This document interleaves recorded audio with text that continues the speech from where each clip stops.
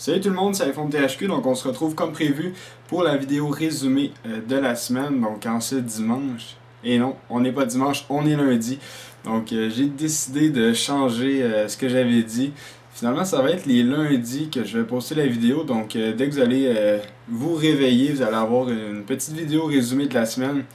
Tout simplement parce que le dimanche...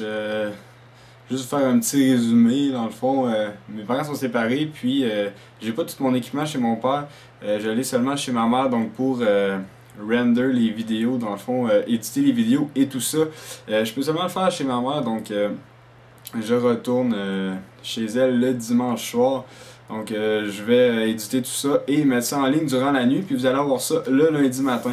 Donc dans le fond, on se retrouve pour la vidéo résumée en ce lundi. Puis ça va être comme ça toutes les semaines. Donc c'est la première que je fais. Soyez indulgents s'il vous plaît. Puis laissez-moi des commentaires pour me dire comment c'était, les points positifs, les points négatifs, qu'est-ce que j'ai à améliorer et tout ça. Donc pour m'aider. On va parler aujourd'hui du jailbreak. Donc des nouvelles versions que Apple a sorties, des nouveaux logiciels de jailbreak, des mises à jour, c'est pas des nouveaux logiciels, pardon. C'est des mises à jour de Red Snow et Snowbreeze.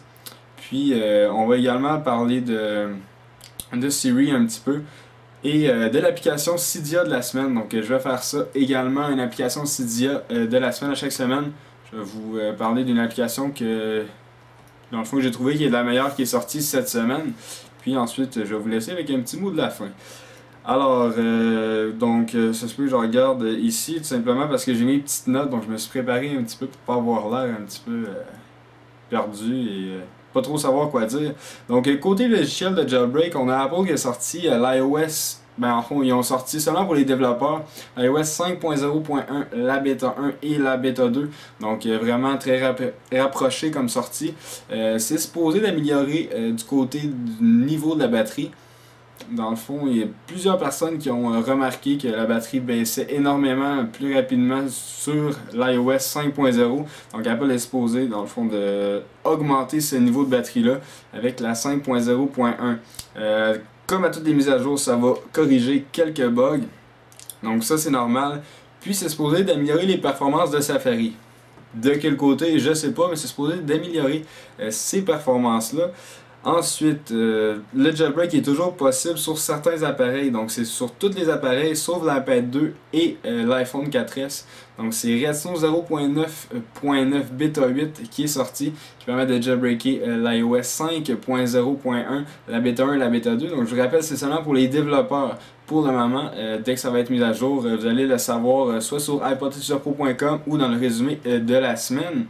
Donc vous pouvez jailbreaker de façon tethered seulement, donc ce n'est pas untethered. Vous devez à chaque fois redémarrer avec l'ordinateur, donc ça c'est bien important de le savoir.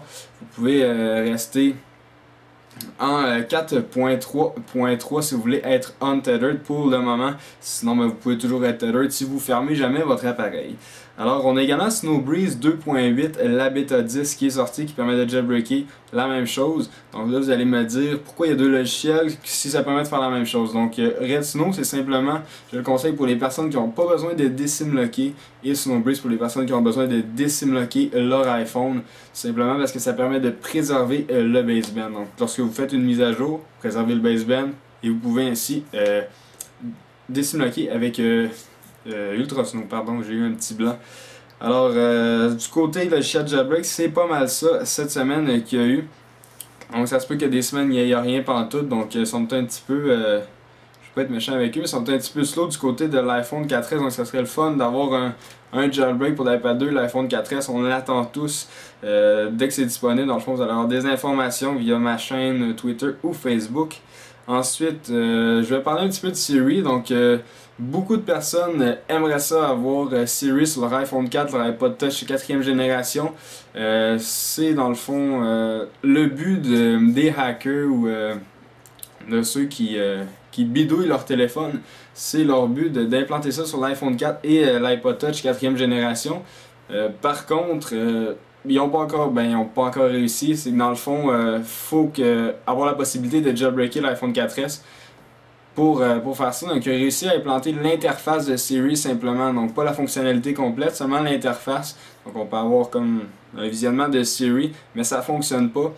Puis simplement j'ai rencontré quelques bugs en testant. J'en avais parlé dans une vidéo cette semaine. Par contre, c'est ça, comme je vous dis, il y a plusieurs bugs puis je vous le conseille vraiment pas. Attendez que ça soit vraiment compatible puis que ça soit ouvert au public. Donc ça c'était ma petite parenthèse pour Siri. Et ensuite, l'application de la semaine. J'ai pas fait de vidéo dessus, Alex en a fait une, c'est I Got You qui permet, comme I Got You permettait de le faire, bon, permet encore de le faire, mais comme cette application-là, ça permet de sécuriser votre appareil, donc votre petit mot de passe sur votre iPhone. Ça permet simplement, si quelqu'un le trouve, votre appareil, s'il rentre le mauvais mot de passe, ça prend une photo de lui, ça prend sa localisation et ça vous l'envoie par email. Donc si vous voulez plus de détails pour cette application Cydia de la semaine, juste à cliquer sur le lien juste ici. Ça va vous amener une vidéo d'Alex, puis dans le fond un petit résumé de cette application-là. C'est gratuit, donc c'est pour ça que je l'ai choisi. C'est gratuit, contrairement à iGotcha qui était payant, 5$ je crois. Donc dans le fond c'est pas mal ça pour le petit résumé de la semaine. Laissez-moi vos avis, donc quelques commentaires juste en dessous, puis ça va me faire très plaisir et ça va m'encourager à continuer. Donc vous pouvez également aller cliquer sur les liens qui sont dans le vidéo. Il va y avoir plusieurs liens pour aller voir mes vidéos que j'ai faites cette semaine. Donc c'est un petit résumé de mes vidéos également. Alors vous pouvez également me suivre sur Twitter, sur Facebook et sur Google+.